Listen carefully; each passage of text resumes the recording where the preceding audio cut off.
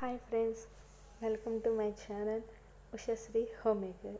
నేను మీ ఉషశ్రీ. మా ఇంట్లో ఈరోజు స్పెషల్ నూడిల్స్ కస్టర్డ్. మా వారికి అయితే చాలా ఇష్టం అండి.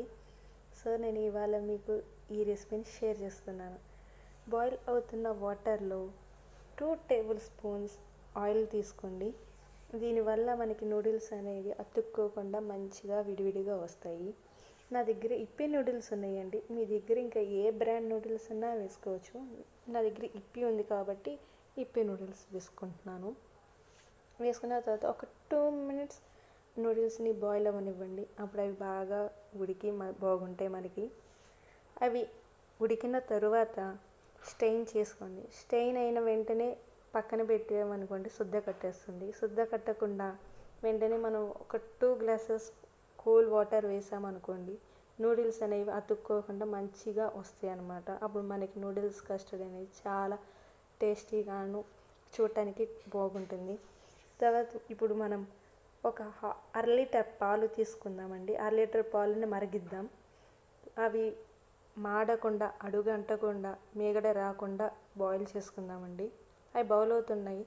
ఈలోపు మనం కస్టర్డ్ పౌడర్ కలుపుకుందాం. నా దగ్గర వెనిలా ఫ్లేవర్ ఉందండి. మీ దగ్గర ఇంకే ఇతర వేరే ఏ బ్రాండ్ ఉన్నా, ఏ ఫ్లేవర్ ఉన్నా తీసుకోవచ్చు. 2 టేబుల్ స్పూన్స్ తీసుకుంటున్నానండి పౌడరు. దాన్ని కొంచెం కొంచెం పాలు వేసుకుంటూ కలుపుకుంటూ లంప్స్ లేకుండా కలుపుకొని పక్కన పెట్టుకోండి.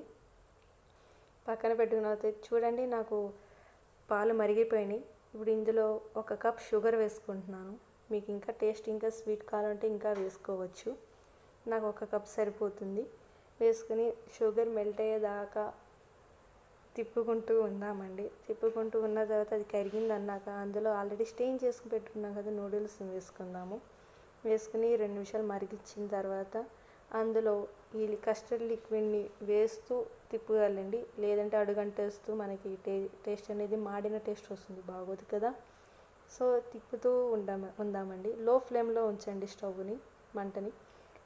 లిక్విడ్ వేసిన తర్వాత 5 to 10 మినిట్స్ మరగనిద్దాం. మరిగించిన తర్వాత అందులో 1 స్పూన్ ఇలాచీ పౌడర్ వేసుకుని 2 మినిట్స్ ఉంచి స్టవ్ ఆఫ్ చేసుకుందామండి. చూడండి మనకి టెక్స్చర్ అనేది ఎంత పర్ఫెక్ట్గా వచ్చిందో, కొంచెం చిక్కబడుతుంది అనమాట. చూడండి, ఇప్పుడు ఇది రెడీ అయ్యిందండి. సర్వ్ చేసుకుందాం. ఇప్పుడు సర్వ్ చేసుకున్న తర్వాత దాన్ని డ్రై ఫ్రూట్స్తో డెకరేట్ చేసుకుందామండి. ఎంతో టేస్టీ అయిన నూడిల్స్ కస్టర్డ్ రెసిపీ రెడీ అండి. మీరు మీ ఇంట్లో ట్రై చేసి కామెంట్ సెక్షన్లో కామెంట్ చేయండి, లైక్ చేయండి, సబ్స్క్రైబ్ చేసి బెల్ ఐకాన్ని క్లిక్ చేయండి. Thank you.